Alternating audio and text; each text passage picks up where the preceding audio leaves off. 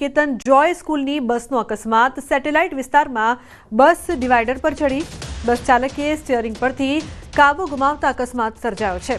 Bike ચાલકને બચાવવા જતા સર્જાયો છે અકસ્માત। સદનસીબે આ ઘટનામાં કોઈ જાનહાનિ નથી થઈ। ઉલ્લેખનીય છે કે ચાલકે સ્ટીયરિંગ પરથી કાબુ ગુમાવ્યો હતો, જે બાદ અકસ્માતની આ ઘટના સામે આવી છે। તો સદનસીબે આ ઘટનામાં કોઈ જાનહાનિના અહેવાલ નથી। સ્ટુડન્ટોને ડ્રોપ કરવા બસ જતી હતી, એક બાઇકવાળાને બચાવવા માટે થઈ અને એને ડિવાઈડર પર ગાડી ચડાવવી પડી। શાંતિથી આવતો તો મિનિમમ 30ની સ્પીડ હશે અને આગળ બાઇકવાળો ચાલુ ફોન રાખવા ઉપાડવા ગયો, એને બચાવવા ગયો, એમાં સ્ટીયરિંગ કાબુ પરથી ગુમાવી દીધું છે। ડિવાઈડર પર ચડી ગઈ છે।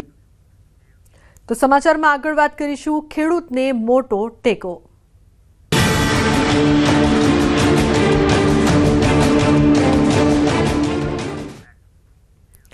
અરવલ્લી જિલ્લામાં મગફળીની ખરીદીની કામગીરી વહેલી સવારે શરૂ થઈ છે, જ્યાં ટેકાના ભાવે મગફળી વેચવા ખેડૂતો મોટી સંખ્યામાં ઉમટી પડ્યા હતા। ખેડૂતોમાં મગફળીના વેચાણને લઈને ઉત્સાહ જોવા મળી રહ્યો છે। ખરીદી કેન્દ્રોમાં 7 દિવસમાં પેમેન્ટ કરવાની સિસ્ટમ ઊભી કરાઈ છે, જેથી ખેડૂતોને સમયસર રકમ મળી રહેશે। ખેડૂતો દ્વારા ટેકાના ભાવે મણ દીઠ 200 રૂપિયાનો વધારો કરવાની માંગણી પણ ઉઠી રહી છે। કોઈ પણ ખેડૂત રહી ના જાય અને સમયસર જેટલા સાધન બોલાવે અહીંયાનું તોલાઈ જાય એવી અમારી વિનંતી છે। અમે ભાડાના ટ્રેક્ટર લઈને આવીએ છીએ, એટલે અમારે ડબલ ભાડું ના પડે એના માટે ખાસ ભલામણ છે મારી।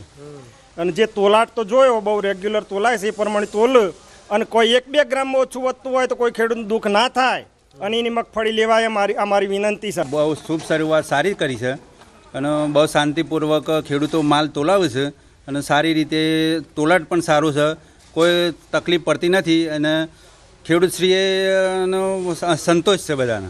પણ અમારી રિક્વેસ્ટ એવી છે સરકારશ્રી હજી સુધી કે ભાઈ 1452 રૂપિયા જે ભાવ છે એ લગભગ 1700-1800 રૂપિયા થાય અને સરકાર એટલા પૈસા જો આપતી હોય ખેડૂતોને તો ખેડૂતો 2 પૈસા કમાય અને થોડા સુખી થાય। અરવલ્લી જિલ્લામાં 17,000 ખેડૂતોએ જે મગફળી વેચવા માટે રજીસ્ટ્રેશન કરાવ્યું છે અને હવે જે પ્રકારે ગઈકાલથી મગફળી ખરીદવાની શરૂઆત કરવામાં આવી। સરકાર દ્વારા દ્રશ્યો બતાવી દઈશ કે જે પ્રકારે જે મોડાસા બાજકોટ ખાતે જે ખરીદ કેન્દ્ર છે ત્યાં 50 જેટલા ખેડૂતોને મેસેજ કરવામાં આવ્યા હતા અને અહીં મોટી સંખ્યામાં વહેલી સવારથી ખેડૂતો આવી રહ્યા છે અને પોતાની જે મગફળી છે સરકારને વેચી રહ્યા છે।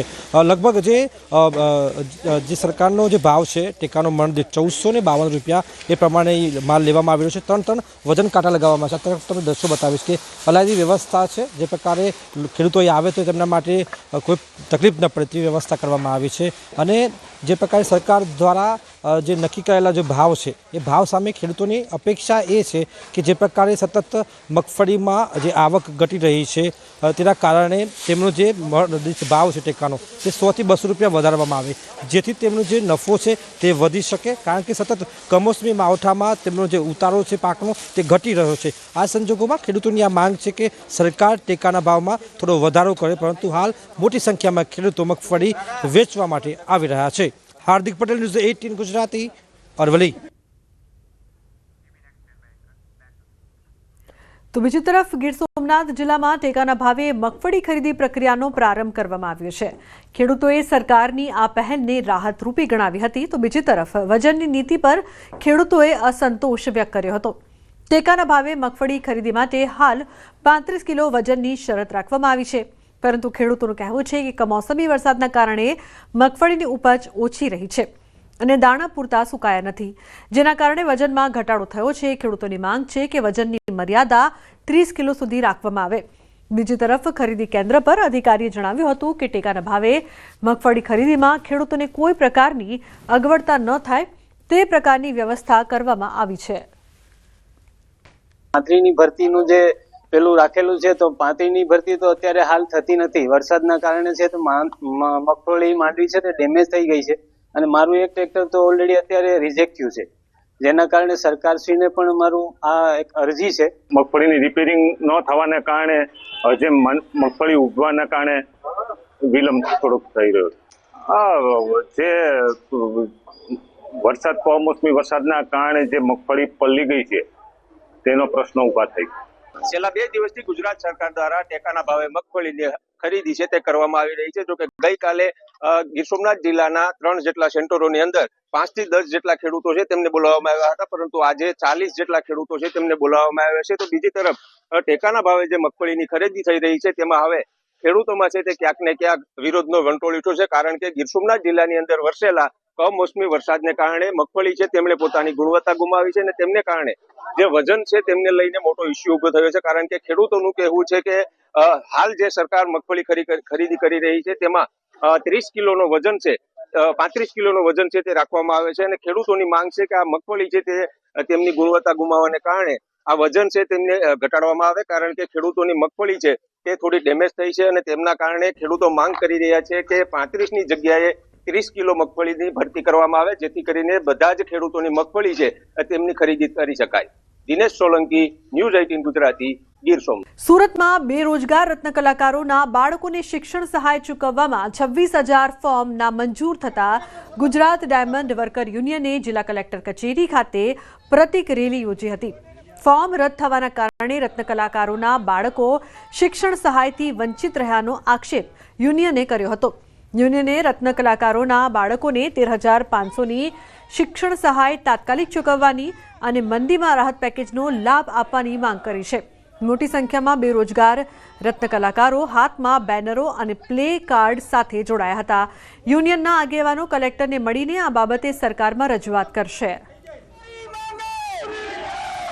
આ છોકરાઓના જે રત્ન કલાકારના ફોર્મ ભરેલા હતા ફી સહાય માટેના એ મંજૂર થઈ નથી, એના માટે અમે આવેલા છીએ. તો અમારી કલેક્ટરને વિનંતી છે કે અમારા ફોર્મની માંગણી રજૂઆત છે એ પાસ કરો અને અમને સહાય. જો અમારી રજૂઆત નહીં સંતોષાય તો સરકારને ખબર જ છે કે ડાયમંડ વર્કર યુનિયન અને રત્ન કલાકાર ભૂતકાળમાં આંદોલન કરેલા જ છે.